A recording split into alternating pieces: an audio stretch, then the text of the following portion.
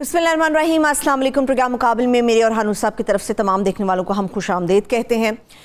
पंजाब के ज़िमनी इलेक्शन को चाहे तहरीक इंसाफ बड़े मार्जिन के साथ जीत चुकी है, मगर मरियम नवाज साहिबा ये कहती हैं कि दरअसल पाकिस्तान तहरीक इंसाफ इस इंतखाब को नहीं जीती, बल्कि हमने कुछ सीटें उनसे छीन ली क्योंकि यहाँ पर उन्हीं के लोग थे और उन्हीं से हमने ये सीटें छीनी हैं। तो बज़ाहिर ऐसा महसूस होता है कि वो इसे अपनी कामयाबी गर्दान रहे हैं। मगर इसके साथ साथ जो बात आ रही थी आम इंतखाबात के हवाले से या मौजूदा हुकूमत के मुकर्ररा मुद्दत को पूरा करने के हवाले से, तो आज के इजलास के बाद ये वाजे कर दिया गया, बल्कि मरियम औरंगज़ेब साहिबा ने यह कहा कि कान खोल के सुन लो इमरान खान कि तुम्हारे कहने पे इलेक्शन नहीं होगा, इलेक्शन तभी होगा जब मौजूदा हुकूमत चाहेगी, और कबल अज़ वक्त इंतखाबात ना करवाने का इत्तेहादी जमातों ने मुतफ़क़ा तौर पर फैसला कर लिया। इसके ऊपर हारून साहब का हम तज़िया लेंगे, मगर इसके साथ साथ सियासत के अंदर हम देख रहे हैं उतार चढ़ाव तो आ रहा है, मगर कुछ बेहतरी भी नज़र आ रही है पाकिस्तान की सियासत में। मुआशी तबाही अपने उरूज पर है पाकिस्तान के अंदर, रुपया बदतरीन गिरावट का शिकार हो चुका है, डॉलर की बहुत ऊंची उड़ान हो चुकी है। क्या वजूहात है, क्या मुहरक़ात है, इसके ऊपर बात करेंगे। रेकुडेक मुआहदे के हवाले से क्रेडिट किस गवर्नमेंट को जाता है और पाकिस्तान खासतौर पर बलूचिस्तान के लिए क्या कुछ इस रेकुडेक मुआहदे के साथ जुड़ा हुआ है, ये भी बताएंगे। और रूसी सदर के प्यूटन के दौरे के हवाले से पहले भी हम प्रोग्राम मुकाबले में बात करते रहे, ईरान के दौरे के हवाले से कि इस ईरान के दौरे के अंदर क्या चीज़ें छुपी हैं, क्या मुआहदे हो सकते हैं, क्या बातचीत हो सकती है और आलमी सियासत किस तरह से इस दौरे को देख रही है, इसके ऊपर बात होगी। अरुण साहब, तमाम चीज़ें हैं, मैं छोटी बड़ी चीज़ें पहले हम कर लें, जैसे PP7, उसके ऊपर अभी तक नज़रें लगी हुई हैं कि ज़िमनी इलेक्शन के हवाले से या PP7 के हवाले से अभी तक कुछ भी क्लियर नहीं हो सका, तो हमारे साथ शेयर करें कि आपके पास क्या इन्फॉर्मेशन है। कोई नहीं, वो तो सादा सी बात है। 265 हल्के थे या 266 थे, वो सबका रिजल्ट आ चुका था। उसमें 293 वोटों के साथ PTI को उम्मीदवार जीत रहा था। एक हल्के का नतीजा रोक लिया गया और रात को 1 बजे तक नहीं बताया गया, बाद में लोग चले गए। आज उसकी गिनती होनी थी, पहले कहा गया 11 बजे दोबारा गिनती होनी थी, वो उनका कानूनी हक है। तो 11 बजे से फिर उनको 2:30 बजे बुलाया गया, 2:30 बजे के बाद 6 बजे बुलाया गया, फिर भी वो रिटर्निंग अफसर साहब नहीं मिले और उन्होंने कहा कि टेलीफोन पे बता देंगे। भी थोड़ी देर पहले का टेलीफोन पे कैसे बता देंगे, गिनती तो उनकी मौजूदगी में होनी चाहिए। इसमें कोई शुबा ही नहीं है कि PTI वो सीट जीत रही थी। ज़हीरुल इस्लाम साहब पे गुस्सा है कि वो इसमें क्यों शरीक हुए, उसकी सजा देनी है उनको भी, और PTI की भी जितनी रुकावटें पैदा की जा सकती हैं वो की जाएं। इसलिए कि हुकूमत तो है, ये तो हाउस ऑफ कार्ड्स है, ये ताश के पत्तों का घर है जो बच्चे बनाते हैं, ये किसी वक्त भी गिर सकती है। तो जितना वक्त उनको दिया जा सकता है दिया जाए, उसमें इमरान खान से साथ सौदेबाजी भी की जाए, उससे कोई बातें तस्लीम कराई जाएं। बाकी वो मरियम कैसे आप अपना कीमती वक्त क्यों ज़ाया करती हैं? वो मरियम ने ये कहा, मरियम ने वो कहा, मरियम ने कहा। मरियम साहबा ने तो ये भी कहा था कि उनकी कोई जायदाद ही नहीं है दुनिया में, एक पैसे की भी, और वालिद साहब के वो इनायात पे बसर करती हैं जी। वो ये जो चीज़ वाजे हो चुकी है उसको दोहराने की क्या ज़रूरत है? ठीक, मतलब ये उनके 7 या 8 आदमी इनमें से जीते थे PTI के, जिसे बस 7 तो नए आदमी उनके जीते हैं। तो ये जो बेमानी दावे हैं उन पर क्या लोगों का कीमती वक्त ज़ाया करना है? ठीक है। बाकी रह गई ये बात कि वो अपना हुकूमत नहीं बनाने देंगे, तो नवाबजादा नसरुल्लाह खान ऐसे मौके पे एक शेर पढ़ा करते थे कि खुदा की शान के कलचिड़ी गंजी, हुजूर बुलबुल बुस्तां करे नवाज संजी। हमारे मोहल्ले का हज्जाम था, ये आपको पहले बताया था कि वो 65 की वार में अफयून वो खाता था। तो वो जा रहा था, ऊंची आवाज़ से कह रहा था कि रूस का तो इलाज है। वो रूस ने हमायत की थी इंडिया की, रूस का इलाज तो उसकी गंदम बंद कर दो, है जी। वो अपना वेब ऑफ इमेजिनेशन में आदमी रहना शुरू करता है। खुद फरेबी की एक सेल्फ डिनाइल जिसे कहते हैं, खुद फरेबी की एक कैफियत होती है, एस्केपिज्म है, फरार है, मुस्लिम बर्रे सगीर के मिजाज में है। वक्त बदल गया, हालात बदल गए। 46% उसने वोट लिए हैं, इतनी बेपनाह रैंकिंग के बावजूद। 40 लाख आदमी तो टेलीफोन ऑपरेटर, उसने कंप्यूटर ऑपरेटर नहीं मार डाले, तो चीफ इलेक्शन कमिश्नर ने क्या नहीं किया होगा, और किस किस की सरपरस्ती नहीं थी, और क्या सब चौधरी खरीद लिए गए हर इलाके में। इसके बावजूद जहां कहीं PTI जो है उसका कमज़ोर कैंडिडेट था या कोई गैर मामूली सूरत हाल थी, तो कोई हरबा छोड़ा नहीं, मगर इसके बावजूद वो जीत गई है। अब वो कव्वे को कोई सफ़ेद कहता रहे, चिट्टा कहता रहे, तो कहते रहे ना, उससे क्या फ़र्क पड़ता है। जो वाक़या है वो वाक़या है, वो बदल तो नहीं जाता। किसी के कहने से एक शब की तारीकी में चंद उल्लू उदास बैठे थे। एक कहने लगा कि रात लंबी है, दूसरा कहने लगा कि छोटी है, तीसरा कहने लगा यारो रात छोटी हो कि लंबी हो, सुबह को नमूदार होना है, हम सबको अंधा होना है। एक हारी हुई बाजी है, 8% वोटों का तो फर्क वस्ती पंजाब में अगर है, लाहौर से रूट आउट कर दिया, उसकी जड़ें ही काट दी हैं। लाहौर की सीट पे 9000 का एक नए उम्मीदवार है, 9000 से पुराने उम्मीदवार को हरा दिया। मुस्लिम लीग के वोट भी, आजाद उम्मीदवार के वोट भी, दोनों मिला के तो उनसे कम है, और ओवरऑल बहुत बड़ा फर्क है। और लोग इमरान खान की तरफ देख रहे हैं कि वो आए और सूरत हाल को ठीक करे। जो इंस्टेबिलिटी ये पैदा कर रहे हैं उसके नतीजे में ये डॉलर गिरा है। बाकी वो तफसील अगर आप पूछें तो मैं अर्ज करूंगा। ठीक है, इसकी तफसील भी अनु साहब पूछूंगी। मरियम तो आंसुओं से रोती रही, रात को इत्तला ये है, और अभी तो रोना बाकी है।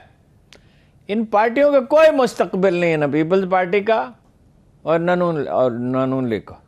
ठीक है अरुण साहब, आपने चीफ इलेक्शन कमिश्नर की बात की है। नून लीग का मौक़िफ़ ये है कि इमरान खान साहब ने चीफ इलेक्शन कमिश्नर से चोर दरवाजे के जरिए मुलाकात की कोशिश की, नाकाम हो गए, इसलिए अब वो चीफ इलेक्शन कमिश्नर और खासतौर पर इलेक्शन कमीशन दोनों के खिलाफ खड़े हो गए हैं। जैसे इमरान खान को हम जानते हैं, वो चोर दरवाजे से क्यों कोशिश करेगा। और चीफ इलेक्शन कमिश्नर साहब अगर फर्ज कीजिए उनसे मिल भी, फर्ज कीजिए इल्ज़ाम दुरुस्त है, मिल भी जाते तो वो जो जिनको वो अपना आका समझते हैं उनके कहने पे चलते या इमरान खान के कहने पे चलते। इमरान खान छोटा सा बच्चा है कोई, अब उसे 24 साल हो गए पॉलिटिक्स में, 26 साल हो गए, इतनी बड़ी उसने तब्दीली पैदा कर दी है। तो चीफ इलेक्शन में से फर्ज कीजिए वो मिलना चाहते थे, चोर दरवाजे की इसमें क्या बात है। यानी वो को ISI के सरबराह हैं, चीफ इलेक्शन कमिश्नर जो है उससे मिलना क्या है, कौन सी बात है। वो अपना किसी से कोई भी उनसे मिल सकता है। कई चीफ इलेक्शन कमिश्नर से मैं मिलता रहा हूँ। जब आपको इन्फॉर्मेशन की ज़रूरत होती है, एक अखबार में भी मिल सकता है, तो एक लीडर का मिलना क्या है। और ये सब मिलते हैं, और तो वो उसकी क्यों नहीं मुलाकात हो सकती। ये बेमानी बातें हैं। सही है, ठीक है। लेकिन अरुण साहब, एक चीज़ तो क्लियर हो चुकी है कि फॉरेन फंडिंग कोई लफ्ज़ नहीं है, ये ममनुआ फंडिंग का केस है। बार बार एक तो इसको फॉरेन फंडिंग केस क्यों कहा जा रहा है, और फिर ये क्यों कहा जा रहा है कि जी ठोस सबूत मौजूद हैं, आखिर फैसला क्यों नहीं आ रहा, किसका दबाव है। और ख्वाजा साद रफीक ने तो इंतहा कर दी, बड़ी सख्त जुबान इस्तेमाल की फॉरेन फंडिंग के ऊपर, ममनुआ फंडिंग के ऊपर भी और दीगर इदारों के ऊपर भी, इमरान खान साहब को लेकर। वो मियाँ मोहम्मद बख्श का मिसरा है, लिस्सेदा की जोर मोहम्मद रोना या नस जाना, या गालियाँ दे सकते हैं, तमस्कर उड़ा सकते हैं, फप्तियाँ कर सकते हैं। ये फप्तियाँ कसना तो तकरीबन देहात की जाहिल औरतों की तरह एक दूसरे को ताने देने और मजाक उड़ाना, ये वतीरा पाकिस्तानी सियासत में सभी का हो चुका है। इनका क्या है, ये तो हारे हुए बेचारे फ्रस्ट्रेटेड लोग हैं, तो यही कर सकते हैं।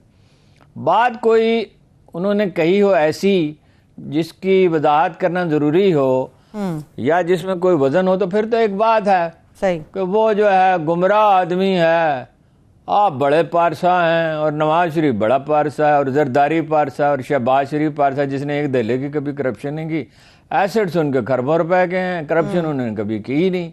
ये उनको पता ही नहीं है कि रमज़ान शुगर मिल के अकाउंट्स में 16 अरब रुपये कहाँ से आ गए हैं। इनफैक्ट तो वो 40 अरब हैं। वो कहते बेटे से पूछें, फलां से पूछें, सलमान से पूछें। सलमान कहता मुझे नहीं पता, हमजा कहता मुझे नहीं पता। ये पारसा हैं। तो इमरान खान गुमराह, इमरान खान में खामियाँ हैं, हम सब जानते हैं। तो शहबाज शरीफ साहब क्या चीज़ हैं, और ख़ुद ख्वाजा साहब क्या चीज़ हैं।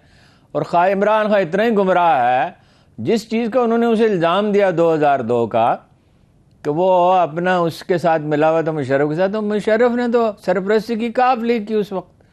इमरान खान ने तो उनको छोड़ दिया और हर चीज़ दाव पे लगा दी। और उस वक्त की जो ISI थी वो सारे उसके उम्मीदवार भी छीन के ले गई, और वाहिद सीट वो जीता। अपनी मेहनत से उसने पार्टी बनाई है। फिर ये था कि इस्टेब्लिशमेंट उसकी सरपरस्ती करे। अब तो इस्टेब्लिशमेंट किसकी सरपरस्ती कर रही थी, अब कैसे उसने जीत लिया है। तो वो उसकी गलतियां भी हैं। ये ठीक है कि वो इस्टेब्लिशमेंट से मदद हासिल करने की उसने कोशिश की। तो जब असल में वो अपना वो वाक़या हुआ जो ये ख्वाजा साहब कह रहे हैं, तो उस वक्त तो ये पीटीआई के सेक्रेटरी जनरल बन गए थे, मेरे साथ गए थे ये। अच्छा। और मैं मौजूद था उस मीटिंग में। और ये सेक्रेटरी जनरल का ओहदा कबूल करके चले गए। फिर उन्होंने महसूस किया कि भाई ये पीटीआई की तो कोई ऐसी कोई पोजीशन नहीं है, जाहिर है हुकूमत भी उसके खिलाफ हो गई थी, तो जनरल मुशर्रफ उसके खिलाफ हो गए थे क्योंकि वो बादशाहत तस्लीम करने के लिए तैयार नहीं था। तो ये जाके इसी बुनियाद पर इन्होंने सौदेबाजी कर ली। उसको जाके कहा, ये नहीं कहा कि मैं शामिल होने के लिए गया था, इनको सेक्रेटरी जनरल के ओहदे से हटा दिया था, पंजाब के सेक्रेटरी जनरल के ओहदे से। ये कहा कि इमरान खान ने मुझे ऑफर किया। तो जब उन्होंने कहा कि भाई ये चला जाएगा तो हमारा नुकसान होगा और इमरान खान की पोजीशन मजबूत होगी, शुरू दिन से उन्हें धड़का तो लगा हुआ था। सही। तो उन्होंने इनको भी टिकट दे दिया, इनकी बेगम साहबा को भी दे दिया, इनके भाई साहब को भी दे दिया। सही। और असल बात यह है कि अंदर से ये नाला है, बाहर से जो मर्जी कहें। अखबार नवीसों से कहते हैं कि देखो भाई, पंजाब की चीफ मिनिस्ट्री ये सारे कहते हैं हमारा हक है और हमने इतनी मेहनत की और ख़िदमत की और तकलीफ़ें उठाई हैं, जेलें काटी हैं। ठीक है, ये बात सही है, बड़ी मेहनत की है, जेलें काटी हैं, कॉन्स्टिट्यूंसी में बड़ा काम किया। वाक़या भी यही है कि शहबाज शरीफ की जगह खुर्रम दस्तगीर को ही बना देते, और कोई नहीं तो उसको बना देते। खुर्रम दस्तगीर तो नहीं, ख्वाजा आसिफ को या खाकान अब्बासी को या एहसन इकबाल को बना देते। तो ये जो गलतियाँ इन्होंने की हैं, और इन्होंने शहबाज शरीफ साहब ने कम से कम इतनी बड़ी बड़ी गलतियाँ दोनों करते, 3 महीने में क्या मुल्क का हाल बना दिया है। और 14-15 पार्टियां हैं, 13 नहीं है, ये 14-15 हैं, वो भी हैं जिन्हें शुमार नहीं किया जाता जी। तो आईबीपी तो एक पार्टी है ना, जो चौधरी परवेज इलाही के बकौल उनके आदमियों के टेलीफोन सुनती है। टेलीफोन क्या सुनती है जी, आलात शीरी मदारी के घर में लगा दिया, बेडरूम से निकले, इमरान खान के मुलाजमीन को कल्टिवेट किया। तो ये ख्वाजा साहब बेचारे क्या मतलब ये मजबूर हैं। मैंने खुद उन्हें 1 से ज़्यादा मरतबा इस हाल में देखा कि एक बात वो नहीं कहना चाहते और उन्हें कहने पर मजबूर किया गया। सही, ठीक है। लेकिन हारून साहब, ये पंजाब के ज़िमनी इलेक्शन के बाद पूरी नून लीग या पूरा जो हुकूमती इत्तेहाद है वो हुकूमत बनाने को कम अहमियत दे रहा है और जो ममनुआ फंडिंग का मामला है उसके ऊपर ज़्यादा जोर दे रहा है। ज़्यादा जोर देने की वजह क्या असरअंदाज हुआ जा सकता है पंजाब के अंदर? नहीं, वो दबाव में लाया जाए, उनको एक माहौल बनाया जाए, क्या करें बेचारे, हार जो गए। तो मैं नहीं समझता वो दरअसल ये मैसेज इलेक्शन कमीशन को नहीं दे रहे, इस्टेब्लिशमेंट से कह रहे हैं हम आपके खादम हैं, हमारी सरपरस्ती फरमाएं, हम आपके जनाब जो हैं वो हैं ताबे फरमान हैं। तो वो मैंने इस्टेब्लिशमेंट को पागलों पर मुश्तमिल है, अमक हैं, वो प्रैक्टिकल लोग होते हैं, हालात के मुताबिक फैसले करते हैं। पहले बड़ी इतनी मिसकैलकुलेशन उनसे हो गई कि इमरान खान के वोट जो हैं वो बराए नाम रह गए हैं और वो बिल्कुल अनपॉपुलर हो जाएगा और वो इस्टेब्लिशमेंट के सहारे खड़ा हुआ है। तो ये ऐसे अक्लमंद लोग हैं, नवाज शरीफ इनसे कहता रहा कि हुकूमत न लो, इन्होंने कहा नहीं, जरदारी साहब ने कहा जी हम ये कर देंगे वो कर देंगे। वो कभी किया है आज तक? यानी पीपल्स पार्टी मुल्क की सबसे बड़ी पार्टी थी और 2008 में भी इलेक्शन जीते और उससे पहले भी कई दफा इलेक्शन जीते, या पीपल्स पार्टी जीती थी या नून लीग जीती थी, उसको तबाह कर दिया जरदारी साहब ने। मुझे उन लोगों पे बड़ी हैरत है जो कहते हैं जरदारी बड़ा पॉलिटिशियन है। वो तो जिसके साथ खड़ा होता है उसका बेड़ा गर्क कर देता है। काफ लीग को उसने बर्बाद करके रख दिया। लोगों को याद ही नहीं है कि 2008 में काफ लीग ने 92 सीटें जीती थी, 92 कौमी असेंबली की, उसका बेड़ा गर्क कर दिया। नून लीग के साथ वो खड़ा हुआ है, जिस दिन से ऐसी तबाही वो लाया है, उसने कायल किया शहबाज शरीफ को वज़ीर आज़म बने। लोग की कमज़ोरियों पे कल्टीवेट करते हैं, उनकी कमज़ोरियों से फ़ायदा उठाते हैं। और उनका जाता क्या है जरदारी साहब का, वो तो उनको तो जो कुछ करना है सिंध में करना है। अब वफाक में भी हिस्सा मिल गया, यहाँ से जो फ़वायद हासिल हो सकते हैं जी। और दोनों सूरतों में वो समझते हैं कि उनका फ़ायदा है। अगर पीपल्स नून लीग कामयाब होती है, वो पंजाब में दाखिल हो गए, इनसे सीटें मांगेंगे वो, सही 15, 20, 25 जितने भी ले सके। और अगर ये नून लीग कामयाब होती तो भी उसका फ़ायदा वो हिस्सा वसूल करेगा। इसलिए कि वो जो हैं हलीफ तो उनके साथ तो राब्ता उसका ज्यादा है, वो तो भागे हुए हैं नवाज शरीफ साहब, उनमें तो जरूरत नहीं है वो आए वापस। सही। तो वो जिस राह पे ये चल रहे हैं उसमें कामयाबी का कोई इम्कान नहीं। सादा सी बात है, अक्सरियत किसकी है, और वो बिल्कुल बेसिक प्रिंसिपल है जो इब्राहिम लिंकन ने बयान किया था, जिसको दोहराया जाता है हमेशा, कि आप सब लोगों को कुछ दिन के लिए अहमक बना सकते हैं और कुछ लोगों को हमेशा के लिए अहमक बना सकते हैं। सब लोगों को हमेशा के लिए बेवकूफ़ नहीं बनाया जा सकता। गवर्नेंस का ये आलम है। इमरान खान की हम कहते हैं गवर्नेंस अच्छी नहीं थी, इसमें शुबा नहीं है, लेकिन उसने 1 अरब दरख्त भी लगा दिए, कई अरब लगा दिए अब तो, और हेल्थ कार्ड भी उसने दे दिए, 10 लाख रुपए के इंश्योरेंस हर ख़ानदान की, जहाँ जहाँ उसकी हुकूमत थी। और नौजवान पाकिस्तान प्रोग्राम भी बना दिया है, साथ 12-12 हज़ार रुपये भी दिए। ये 2,000 रुपये दे के इन्होंने इस तकब्बर के साथ ऐलान किया जैसे को पता नहीं, अपने पल्ले से दे रहे हैं, पल्ले से। यार ज़रा अल्फाज पे गौर करें। और जब उसने सानिया निश्तर ने कहा तो उसने कहा कि ये आपका हक है, ये आपका रुपया है जो हम आपकी खिदमत में पेश कर रहे हैं, हम आप पे एहसान नहीं कर रहे। तो ये ऐसे दाना लोग हैं। दावा तो होता ही यानी नासमझ आदमी करता है, दावा तो बातिल है। सरोरी ज़ेबा फ़कत उस ज़ात बेहमता को है, हुक्मरां है एक वही बाकी बुताने हाजिरी। किसी के कोई वक्त फैसले करता है, हालात बदलते रहते हैं, सिचुएशन अहम होती है। ये हारे हुए लोग हैं, शिकस्त खुर्दगी है, अदाकारी कर रहे हैं, हंस रहे हैं। किस चीज़ पे हंस रहे हैं? कराची पानी में डूब गया है, दीर में सैलाब है, इंफ्रास्ट्रक्चर पे सैकड़ों अरब रुपए खर्च करने पड़ेंगे, डॉलर की प्राइस इतनी, रुपए की कदर इतनी गिर गई है, मुल्क के डिफॉल्ट में जाने का खतरा है। वो आगे चल के मैं आपको बताऊंगा अमेरिका के असल मुतालबात क्या हैं। अच्छा। ये IMF वाले मुतालबात नहीं है और सही। तो हंस किस बात पे रहे हैं? कोई हमीयत होती है, आप किसी के घर ताजियत के लिए जाते हैं, वहां क्या क्या लगाते हैं? ये रोने की बात है, रो नहीं सकते तो संजीदा तो रहें कम से कम। सही। हंस रहे हैं, क्या क्या लगा रहे हैं, किस बात पे क्या क्या लगा रहे हैं? हाँ जी, ठीक है। जो मुआशी तबाही है अरुण साहब, उसके ऊपर मैं बात करूंगी, मगर आसिफ अली जरदारी साहब ने अभी से कुछ देर पहले चौधरी शुजात साहब से भी मुलाकात की है और निकलते हुए विक्ट्री का निशान बनाया है। एक आम राय उनके बारे में ये तय की जा रही है कि पंजाब के अंदर नून लीग को एक्सपोज करने के बाद जरदारी साहब अपने लिए रास्ते हमवार कर रहे हैं पंजाब के अंदर। वो कुछ भी नहीं ऐसे अदा करे है। चौधरी शुजात ने तो बयान भी दे दिया परवेज इलाही के हक में, फौरन ही उनके जाने के बाद। ऐसे दिखावा कर रहे हैं, ड्रामा तमाशा, लोगों को कंफ्यूज कर रहे हैं। लोगों को एक वो 93 के इलेक्शन में 20 सीटों का फर्क था, जहां तक मुझे याद है। बेनज़ीर की ज्यादा थी 20 सीटें कौमी असम्बली की, इनकी 20 सीटें कम थी।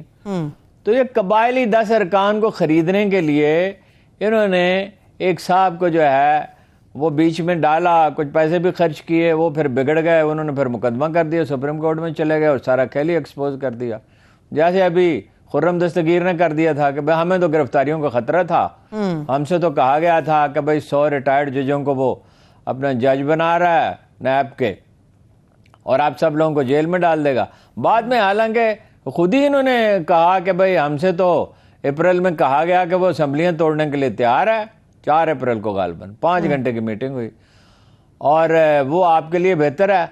तो इन्हें छूट करते थे इलेक्शन उस वक्त, मगर ये लालच के मारे हुए और हुकूमत में आके ये फ़ायदे उठाएंगे। तो अब आप इनकी क्या हालत है? वो बिल्कुल गलत कह रहे हैं जरदारी साहब। चौधरी शुजात हुसैन किसी सूरत पंजाब में परवेज इलाही के वज़ीर आला बनने की मुखालफत नहीं कर सकते। वैसे उनके वोट ही 8 ज़्यादा हैं, 8 वोट ज़्यादा हैं। वो जो राणा साहब 5 आदमियों को उठाना चाहते हैं, अगर उन्हें उठा भी लें फिर भी 3 वोट ज़्यादा। मैं सुना दूं, अब ये उनकी टक्कर के लोग हैं। हाँ। राणा साहब जो फरमा रहे हैं, मैं जरा सुना दूं देखने वालों को। प्रोड्यूसर राणा सनाउल्लाह साहब की गुफ्तगू सुनाइए, वापस आके बात करते हैं। परवेज इलाही के पास या PTI के पास 188 वोट हैं, हमारे पास भी 180 हैं। फर्क सिर्फ 5 वोटों का है। 5 लोग अगर उससे गैर हाजिर हो गए तो उसके बाद फिर परवेज इलाही साहब वजारत आला जो है उसको ढूंढता करेंगे। और उन साहब ये तो खुल्लम खुल्ला ही बात कर रहे हैं, धमकियों पे आए हुए हैं, खुल्लम खुल्ला हम ये कर सकते हैं वो भी कर सकते हैं। और ये डरे हुए हैं ऐसे ही ना, दिखाने के लिए बहादुरी का मुजाहरा कर रहे हैं। हम जानते हैं राणा साहब कितने बहादुर आदमी हैं, जो लोग उन्हें जानते हैं उन्हें मालूम है। ये हुकूमत की ताकत होती है जिसके बल पर इस तरह की गुफ्तगू की जाती है। और लोग कोई पागल हैं भाई, इमरान खान खुद वहां जाएगा और वो तो जहां जाता है वो ये क्या क्या कह रहे थे मौलाना फजल रहमान साहब, सब लोग, मरियम नवाज कह रही थी अंडे और टमाटर मारेंगे लोग इमरान खान को जी। अब वो गया G10 में G9 में, तो क्या हुआ, जहां वो जाता है एक हुजूम इकट्ठा हो जाता है, वो टेलीफोन का नंबर नहीं बता सकता बेचारा किसी को। आज शाम को मैंने बात करनी थी तो उन्होंने कहा ठहर जाएं, वो फलां मैसेज देगा तो ऐसे होगा तो ऐसे होगा।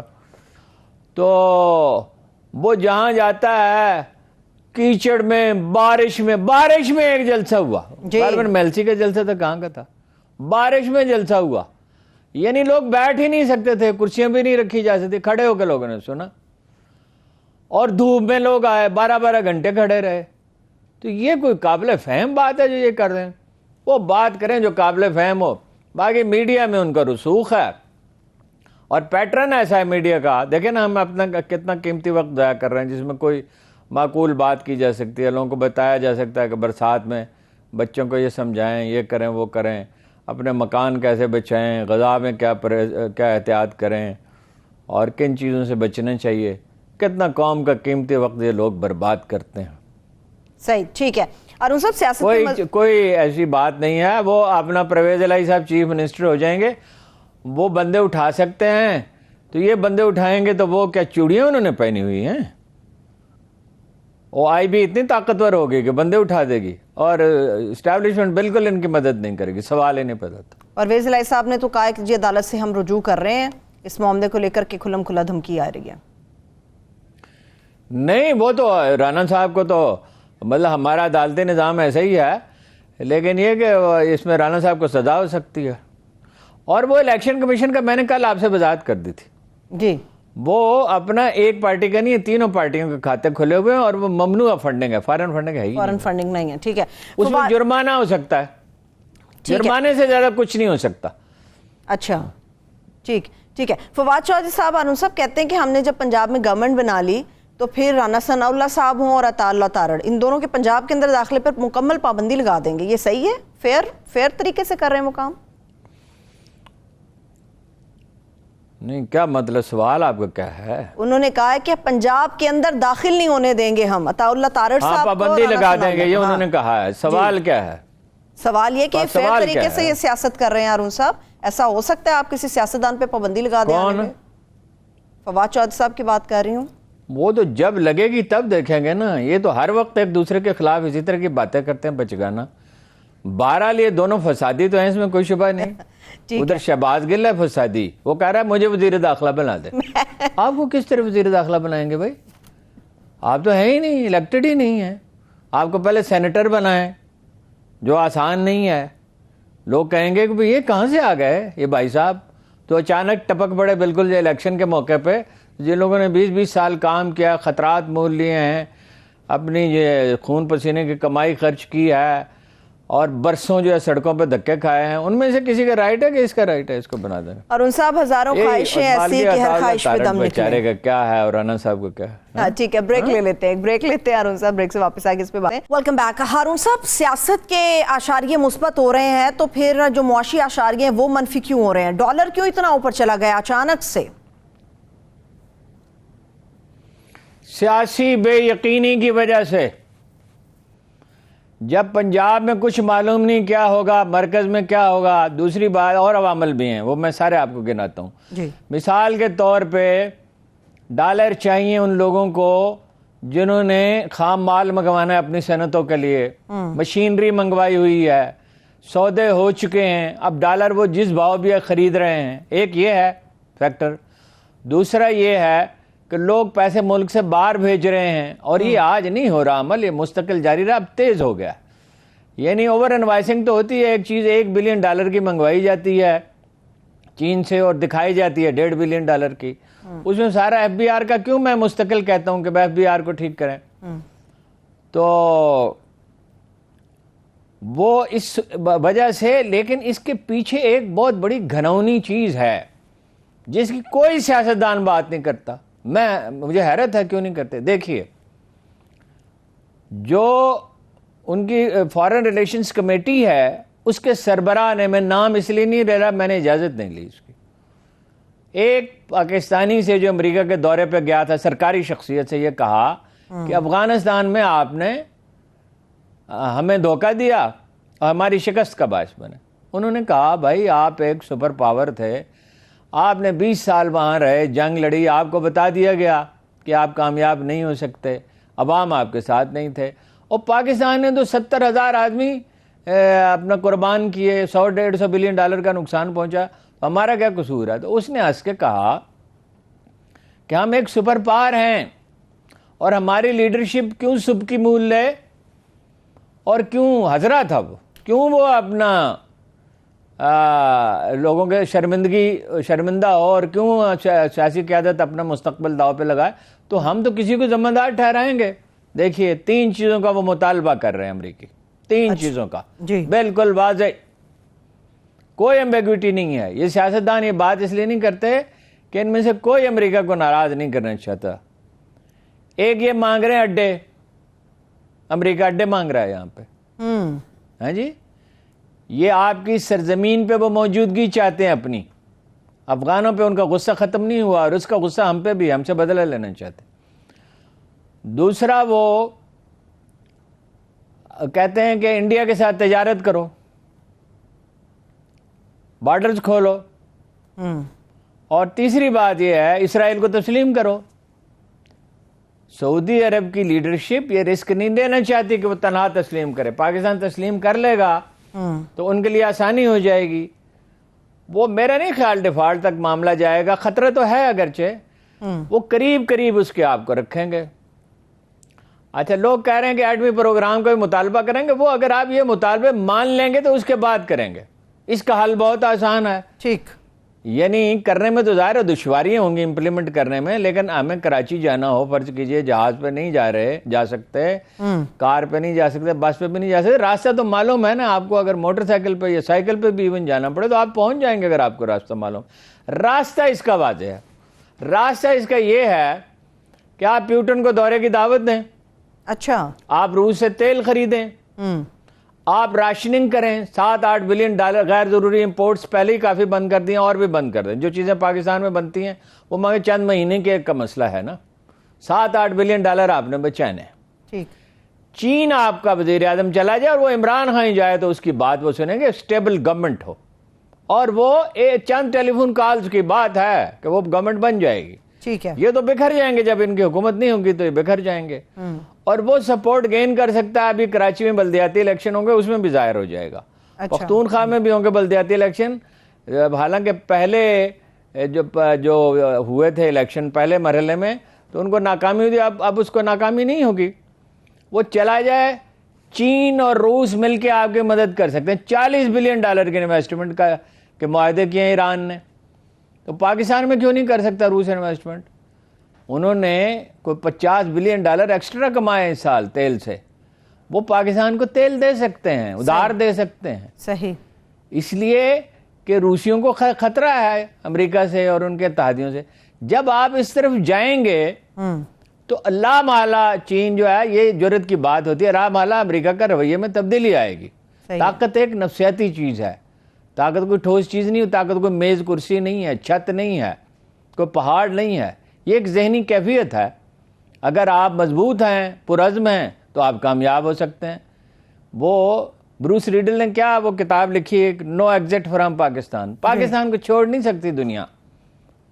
वो अमेरिकी एक वज़ीर ख़ारिजा थी, उनका नाम क्या था, वो कहती थी पाकिस्तान जो है वो एक अजीब दर्द सर है।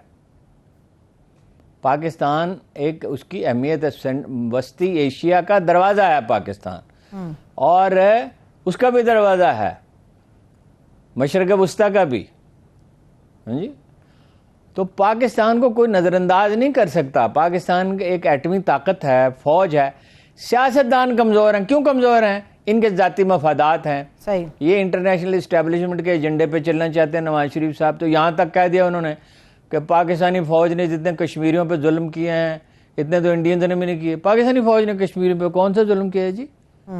किसी की नक्सीर नहीं फूटी। हर जल्जले में, तबाही में, सैलाब में पाकिस्तान फ़ौज मदद करती है। वो ठीक है, सियासी किरदार नहीं होने चाहिए, वो एक अलग बहस है। अच्छा ये कह दिया कि हमारा तुम्हारा रब एक है, तुम भी आलू गोश्त खाते हो, हम भी आलू गोश्त खाते हो। ओ भाई वो गोश्त ही नहीं खाते, जो लोग खाते हैं वो उनको वो मायूब समझते। बाद लोग तो उनमें प्याज भी नहीं खाते जो पक्के हैं, और कितने वो मुतस्सब और जालिम हैं, और क्या अपनी मुसलमानों समेत अक़लियतों के साथ सलूक करते हैं।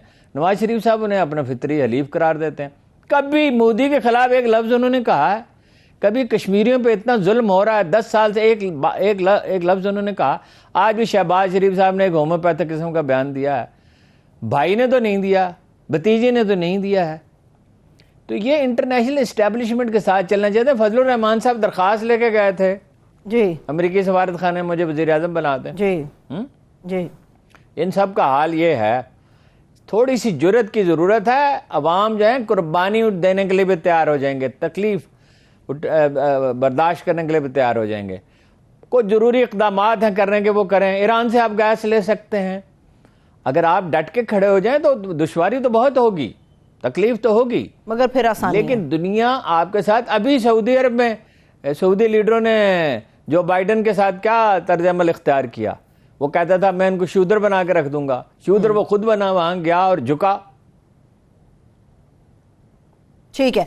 अच्छा हारून साहब, स्टॉक मार्केट की तो सूरत हाल बहुत ज़्यादा ख़राब है। अभी एक निजी प्रोग्राम में, एक निजी चैनल के प्रोग्राम के अंदर वज़ीर ख़जाना ये फरमा रहे हैं कि अगर हम बाकी रहे हुकूमत में तो डिफ़ॉल्ट नहीं करेंगे। ज़र्रे मुबादला के ज़खायर कितने हैं पाकिस्तान के? पाकिस्तान के ज़र मुबादला के ज़खायर को $9 बिलियन के करीब है, मुझे एग्जैक्ट तो नहीं पता। बात 6-7 महीने की, सॉरी 1 महीने की दरामदात के लिए हैं। अच्छा। अगर IMF ने पैसे दे दिए, वो आपको तरसा के देगा, तो फिर कुछ और भी मिल जाएंगे, लेकिन फिर भी 6-7 महीने निकलेंगे, इसी तरह खतरे में रहेंगे, महंगाई बहुत बढ़ती रहेगी। मैंने आपसे कहा था, अब और लोग भी लिख रहे हैं ये बात, मिफ्ता साहब एक गैर संजीदा आदमी हैं और उन्हें कुछ पता नहीं है। वो तो अपने पोस्टर नहीं उन्होंने छपवाए थे, अपने बैनर नहीं लगवाए थे, और वो जीत रहे थे बड़ी आसानी के साथ। तमाम इत्तलात ये थी, सर्वे भी यही कह रहे थे, गैर संजीदा आदमी हैं। 5-7 मिनट से ज़्यादा सीरियस गुफ्तगू, 5-7 मिनट भी बहुत मुश्किल है, फोकस टाइम ही नहीं है। फिर वो गैर सीरियस संजीदा गुफ्तगू करने लगते हैं, लतीफ़े सुनाने लगते हैं। उनकी बात का क्या है? असल में बात यह है, जो रास्ता है पॉपुलर लीडर, जमहूरियत क्या है, जिसके वोट ज़्यादा है। ये इलेक्शन थोड़ी था, ये तो रेफरेंडम था। सारी पार्टियां मिल गई, सारी इस्टेब्लिशमेंट की सरपरस्ती भी, मीडिया भी उनके साथ है, इलेक्शन कमीशन भी उनके साथ है।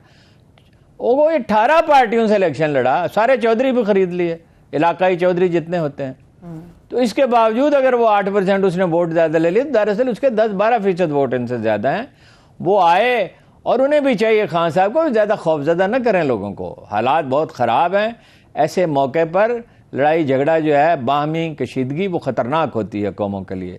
सही। तारीख ये कहती है कि ऐसे मौके पे सुलहजोई से काम लेना चाहिए, मसलहत से काम लेना चाहिए, और खौफ कम करना चाहिए उनको। वो डरे हुए अंदर से, दरअसल वो डरे हुए हैं, वो हंस रहे हैं, अदाकारी करें। सियासतदान ये फिल्मी और टेलीविजन के अदाकारों से बड़े अदाकार होते हैं, हंस नहीं रहे, रो रहे हैं, खौफजदा है अंदर से। सही है। आप सुलहजोई की बात करें, कल तक हारून साहब आपको याद होगा हम ये बात कर रहे थे, इमरान खान साहब को बड़े दिल का मुजाहरा करके दीगर सियासतदानों से बात करनी चाहिए पाकिस्तान के लिए, मैशियत के लिए। क्या आपको नहीं लगता मियां नवाज शरीफ साहब को इमरान खान साहब को फ़ोन करना चाहिए, मुबारकबाद देनी चाहिए, मुमकिन है हालात कुछ कंट्रोल में आ जाए? नहीं, मुबारकबाद देनी चाहिए। पहले इन्होंने फतह उनकी तस्लीम कर ली, उस वक्त दबाव था और इन्हें अंदेशा था कि लोग इन्हें बहुत बुरा भला कहेंगे, फौरन ही बदल गए। लेकिन मैंने सोशल मीडिया देखा है, कोई ये नहीं भरमार है वहाँ, एक ही आदमी का जिक्र है और एक ही चीज़ का जिक्र है, इलेक्शन का, गुजरे हुए का, आइंदा क्या होना चाहिए। और कोई 80% से ज़्यादा ये कोई मीडिया सेल नहीं मैनेज कर सकता। ये पब्लिक है और उनके कारकुन हैं, ज़ाहिर है। 80, मैं बहुत एहतियात से कह रहा हूँ कि 80% उस पर सोशल मीडिया पे मैसेजेस उनके हक में हैं, इमरान खान के हक में। अच्छा। इनके हक में तो कोई बात ही नहीं कर रहा, और इसमें तो बहुत इनमें शिकस्त रेख्त होने वाली है। ये तो उस खौफ ने उन्हें मुत्तहिद रखा है। इमरान खान साहब को चाहिए इनको रास्ता दें थोड़ा सा भागने का। सही है, ठीक है। नवाज शरीफ साहब के वापसी के क्या इम्कान है हारून साहब? ये भी तो बात बड़ा अरसा हुआ दब गई, ये खबर दब गई, आएंगे नहीं आएंगे, क्या इम्कान हैं? नहीं दब क्या गई, ये तो कल से लोग तो कह ही एक ही बात रहे हैं परसों से कि नवाज शरीफ साहब आए तो संभालें। तो नवाज शरीफ साहब आएंगे कैसे? अगर उन्हें आना होता तो उनके भाई को वज़ीर आज़म बने तो बहुत दिन हो गए, आएंगे तो जेल जाएंगे।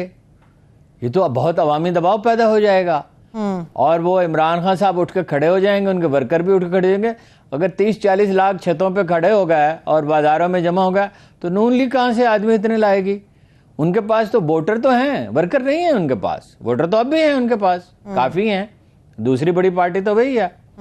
लेकिन वो ये पंजाब का नारा लगा दिया उन्होंने, अब उन्होंने खो दिया उसमें। सिंध में जो कुछ हो सकता था, कुछ अब वो सीटें हासिल कर सकते थे, उसका तो चांस नहीं रहा। बलूचिस्तान तो वैसे ही इंडिविजुअल्स जीतते हैं। और पख्तूनख्वा में भी इसके बाद उन्हें कौन वोट देगा? पंजाब की पार्टी बना दिया है। सही। तो वो आएंगे तो जेल जाएंगे और अदालतों पे बहुत दबाव हो जाएगा और ये वकला में हमायत बढ़ गई है इमरान खान की बहुत, वो भी दबाव डालेंगे। तो अदालतें भी हालात को मलहूज रखती हैं ना, तो तकलीफ नहीं सह सकते। वो मजीद निज़ामी साहब ने कहा भाई आप क्यों भाग गए सऊदी अरब? तो उन्होंने कहा निज़ामी साहब मैं जेल में नहीं रह सकता। एक वक्त का खाना नहीं वो बर्दाश्त कर सकते कि अच्छा ना हो, उनकी पसंद का ना हो। दवाएं खाते रहते हैं। यही जरदारी साहब का हाल है, हाथ कांप रहे हैं। दो हाथ में जुम्बश नहीं, आंखों में तो दम है, रहने दो अभी सागरो मीना मेरे आगे। वो कोई तकलीफ नहीं सह सकते और वो जेल में एक दिन भी नहीं गुजार सकते। हालांकि जेल में सारी सहूलतें उन्हें हासिल थी, वो नहीं आ सकते, सवाल ही नहीं पैदा होता। सही है। इसहाक डार साहब ने आएंगे तो कोई बड़ा वेलकम नहीं उन्हें मिलेगा। इसहाक डार साहब ने भी तो वापस आना था हारून साहब। इसहाक डार साहब ने, उनका क्या हुआ? नहीं वापस तो देखिए ना, आरजू एक चीज़ है, विसाल यार फ़कत आरजू की बात नहीं। ये आरजू भी बड़ी चीज़ है मगर हमदम विसाल यार फ़कत आरजू की बात नहीं। आना तो सभी ने है और वो ख्वाब भी ये है कि हुकूमत जो है वो साहबजादी को सौंप दी जाए। अब बोलते उनके भाई नहीं मानते। ये हमजा को वज़ीर आला बना के देख लिया ना, क्या नतीजा निकला। उसने कहा था 10 दिन पहले, सब ने सुना था कि 6 दिन के बाद मैं गिरफ्तार कर लूँगा इमरान खान को। राना साहब भी कई दफ़ा उन्होंने कहा, राना सनाउल्लाह साहब ने, मैं हमें गिरफ्तार कर लेंगे, इसको गिरफ्तार होना चाहिए।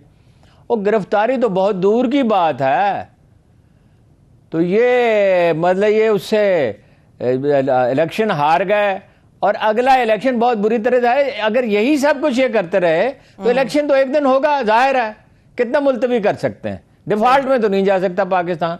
कोई ना कोई रास्ता तो मुतय्यन करना और वो इलेक्शन है। बिल्कुल। तो ये मुमकिन है वो 2/3 अपने सीटें ले ले। सही है। इलेक्शन हारने से याद आया, खाक है उन्होंने क्या आना, इलेक्शन हारने से हारून साहब याद आया वो फैसलाबाद से जो कैंडिडेट और नैब कवानीन बहाल हो जाएंगे। मैं आपसे अर्ज कर रहा हूँ, इसका काफी इम्कान है। अच्छा, वो अदालतों पे दबाव डाल रहे हैं लेकिन अदालतों पे इमरान खान ज्यादा दबाव डाल सकते हैं।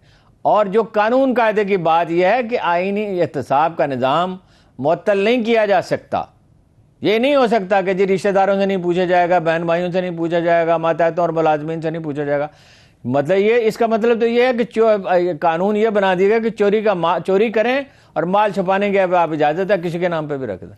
ठीक है। वैसे ख्वाजा साद रफीक साहब की बात आपने मुझे याद करा दी है। वो कहते हैं कि कानून साजी सिर्फ और सिर्फ हमारा हक भी है, इख्तियार भी है। इनडायरेक्टली उन्होंने कहा कि इसमें मुदाखलत नहीं होनी चाहिए। ये बिल्कुल गलत बात है। अगर आइन से मुतसादम हो कोई कानून तो सुप्रीम कोर्ट, सारी दुनिया जानती है ये बात, कानून का एक अदना तालिब इल्म भी जानता है, सुप्रीम कोर्ट उसे कलअदम करार दे सकती है। ठीक है। हारून साहब, फैसलाबाद से जो कैंडिडेट हारा है मुस्लिम लीग नून का, उसके इंटरव्यू ने भी बड़े सवालात खड़े कर दिए हैं जो वो बातें कर रहे हैं। अजमल चीमा साहब वो कहते हैं मेरी पार्टी ने हराया, वो तो आज़ाद जीते थे। जी। अब ये कह रहे हैं ना कि दरअसल तो उन्होंने कोई कामयाबी नहीं हुई, हमने उनकी 5 सीटें ले ली। वो तो आज़ाद जीता था, आज़ाद जीता और पार्टी के वोट भी और उसके वोट भी। जब वो तनहा जीत सकता था तो नून लीग के अगर थोड़े से वोट भी उसे मिल जाते तो वो जीत जाता डेफिनेटली। मतलब यह है कि उसके अपने लोग भी उसे छोड़ गए कि आपने गलत फैसला किया है। और नून लीग वाले वो कहता है मुझे पार्टी ने भी वोट नहीं दिए। और एक अजीब उसने बात कही है कि इंतजामिया भी मिली हुई थी। भाई इंतजामिया तो आपके साथ थी, पुलिस अफसर तो आपके साथ थे। और जिली अफसरों के दफातर में बैठ के 4 वज़रा तो मुस्तफ़ी हुए, इलेक्शन कैंपेन चलाने के लिए। तो पता नहीं किसको बेवकूफ़ बना रहे हैं। कुरान मजीद कहता है दूसरों को नहीं आदमी बेवकूफ़ बनाता, अहमक बनाता, धोखा दूसरों को नहीं देता, अपने आप को देता। सही है। जहांगीर तरीन ग्रुप के हवाले से भी अरुण साहब वो बात कर रहे थे कि वो तो ख़त्म हो गया, अगर ख़त्म हो गया तो उसने कहा वो ग्रुप ख़त्म हो चुका है, उसकी कोई हैसियत नहीं है। वो ठीक है, सैलाब में बह गया, वो तो देखे ना, ये इशू था ना गवर्नेंस के, और ये लोगों को अकोमोडेट नहीं किया जा रहा। वो तो अप्रैल में जो मीटिंग हुई, इनसे कहा गया कि वो असम्बलियां तोड़ने के लिए तैयार है, और उस वक्त इन्हें साजगार था ये इलेक्शन लड़ लेते। अच्छा। वो अपना खालिद मक्सी ने कहा मैं लाखों एकड़ का जमींदार हूँ, मेरी इज्जत नहीं करता। नहीं, इज्जत जमीन की होती है, आदमी की नहीं होती। अच्छा, वो जैन बुगटी ने भी कहा, एमक्यू वालों ने कहा जी हम रीगेन करना चाहते हैं, अब हमारे हाथ से जो निकल गए हैं वोटर, हमें टाइम चाहिए। तो ये इस टाइम में फिर उनके साथ क्या हुआ है, हा? वो तो जिस तरह पिछली दफा उन्हें कामयाब कराया गया उम्मीदवार, अभी पता चल जाएगा बलदियाती इलेक्शन में क्या रीगेन किया। सही है। सेकंड फेज 24 जुलाई को होने वाला। एक छोटी सी ब्रेक लेते हैं, ब्रेक से हम वापस आएंगे। तो एक मुआहिदा जो है इसके हवाले से अहम डिटेल्स हैं वो भी हारून साहब के तजिए में आपके सामने रखेंगे, और इसके साथ साथ रूसी सदर पुतिन ने जो ईरान का दौरा किया है, पहुंचे हैं वो तेहरान, इसकी अहमियत के ऊपर भी बात होगी। हमारे साथ रहिए। ब्रेक के बाद एक बार फिर से प्रोग्राम में खुश आमदेद कहेंगे। ईरान के दौरे के हवाले से हम बात करेंगे, मगर हारून साहब जो रेकोडेक का मुआहिदा है, सबसे पहले तो ये बताइए कि ये क्रेडिट किस गवर्नमेंट को जाता है, मौजूदा गवर्नमेंट को, खान साहब की गवर्नमेंट को जाता है, और फिर इसके समरात क्या है, इस मुआहिदे की डिटेल बताइए। बिल्कुल ही वाज़ेह है, इसमें सवाल करने वाली कौन सी बात है। वो जो इमरान खान के दौर में मुआहिदा हो गया था, अच्छा, ये तो 93 में उन्होंने, सॉरी 2013 में अपना चीफ जस्टिस साहब इफ्तिखार चौधरी साहब थे, उन्होंने खराबी पैदा की, कोई रास्ता नहीं छोड़ा। पाकिस्तान को $6 बिलियन का जुर्माना हुआ, और वो जुर्माना भी माफ़ कराया, और ये है कि हिस्सा भी कम किया उनका, और सारी चीज़ें तय कर दी अपना इमरान खान की हुकूमत ने। 25% सूबे को मिलेंगे, 25% मरकज़ को मिलेंगे, 50% $7 बिलियन की इन्वेस्टमेंट करेंगे, और अभी 14 अगस्त को काम शुरू हो जाएगा। और वो वक्त उसमें लगेगा, 2-3 साल 4 साल लगेंगे, लेकिन ये है कि $1 बिलियन मिलेंगे, 200-300 अरब रुपए 200-250 अरब रुपए मिलेंगे, 40 साल तक मिलते रहेंगे। और सिर्फ सोना नहीं है, ये तो सोने का एग्रीमेंट, तो जहाँ तक मेरे जहन में है, तांबा है और चीज़ें हैं, और साथ ही उसके वो काने हैं जिनसे चीन कई अशरों से, जहाँ से चीनी कंपनियां वो निकाल रही हैं। फिर और जगह पे है, सवात में इतना ही सोना है, शायद इससे ज़्यादा है, ठीक, और गैस है, और बहुत कीमती मिनरल्स हैं जो जदीद दौर की मसनूआत हैं, उनमें इस्तेमाल होंगी मुस्तकबिल में। जो तो सारा इलेक्ट्रॉनिक्स पे इंसार होगा ना, तो वो ये बहुत अफ़गानिस्तान में भी है, कुछ ईरान में है, ज़्यादा पाकिस्तान में है, अफ़गानिस्तान में भी बहुत मदनियात है। सही। तो वो बस अभी काम शुरू हो जाएगा जल्दी, और कुछ वक्त तो लगेगा, लेकिन ये कि ये बहुत बड़ा ज़रिया बन जाएगा, और फिर सवात में हो जाए। लोहा भी बहुत है पाकिस्तान में, सोना भी है, तांबा भी है, और बहुत सी कीमती मदनियात। सही है, ठीक है। तो जो पैदावारी अमल है उसको तो कहा जा रहा है 2027 तक वो एक्सपेक्टेड है अरुण साहब, मगर मुआहिदे की पायदारी के ऊपर भी तो बात होगी। क्या सुप्रीम कोर्ट के पास जाना चाहिए, रुजू करना चाहिए? सुप्रीम कोर्ट से वो इसको करा लेना चाहिए, इजाजत ले लेनी चाहिए, वो कोई मुश्किल बात नहीं, सुप्रीम कोर्ट कर देगी। ठीक है। बलोचिस्तान के लिए कितना फायदा है इस मुआहिदे के साथ अरुण साहब?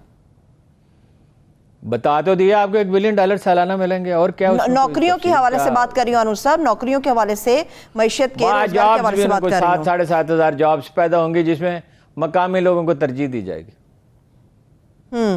ठीक है। अभी जो ईरान वाला मामला है हारून साहब, उसको डिस्कस कर लेते हैं। जो ईरान का दौरा है, क्या इससे निकलेगा? क्योंकि शाम के अंदर खासतौर पे क़याम अमन के हवाले से बातचीत चल रही है, और मशरिक़ वस्ता के हवाले से भी। देखिए, वो रुदवान भी वहाँ आ रहे हैं, वो इसलिए आ रहे हैं, देखिए पुतिन का एक मसला तो ये है कि वो भी सस्ता तेल बेच रहे थे, ईरानी भी बेच रहे थे, ईरानी उस पर नाराज थे। लेकिन ये है कि दोनों मुल्कों के ताल्लुकात अच्छे हैं, और रूस उनसे ये कह रहा है कि इंडिया को यहाँ से रास्ता दें। अच्छा। इंडिया सूरत हाल से फ़ायदा उठा रहा है, तेल खरीद रहा है, बेच भी रहा है। तुर्कों का मसला ये है, वो ये चाहते हैं कि सीरिया में जो पनाह गुज़ीन है कुर्द, जो वहाँ प्रॉब्लम पैदा करते हैं, उनके खिलाफ कार्रवाई की उन्हें इजाज़त दे। $40 बिलियन के मुआहदे हुए। मैंने आपको बताया कि वो वहाँ इन्वेस्ट करेंगे, गैस फील्ड्स, 6 गैस फील्ड्स में काम करें। ऑलरेडी ईरान के पास बहुत गैस है और काम उस पर हो चुका है। हम अगर उनसे गैस लेना चाहें तो मार्केट से कोई 10% पे हमें मिल जाएगी, यानी 90% कम कीमत पे मिल जाएगी। मुआहदा हमारा तहरीरी मौजूद है। हम तो खौफजदा लोग हैं, यानी हमारे सियासतदान, कौम तो खौफजदा नहीं है, कौम ने तो खौफ अपना नोच के फेंक दिया है। ये खौफजदा लोग हैं, मेजॉरिटी तो अब हमारी खौफजदा नहीं है। तो वो अपना तल्लुका ईरान, रूस का मसला ये भी है कि वो उस तन्हाई से निकलना चाहता है और चीनी ऑलरेडी उनसे वहाँ इन्वेस्टमेंट का वादा कर चुके हैं। तो जो बाइडन के दौरे के बाद ये दौरा हो रहा है। जो बाइडन ने कहा कि अदम इस्तेहकाम पैदा कर रहा है और इलाके पे मुसल्लत होना चाहता है ईरान, और वो ड्रोन तैयारे देना चाहता है रूस को यूक्रेन की जंग के लिए, उसकी उन्होंने तरदीद कर दिया।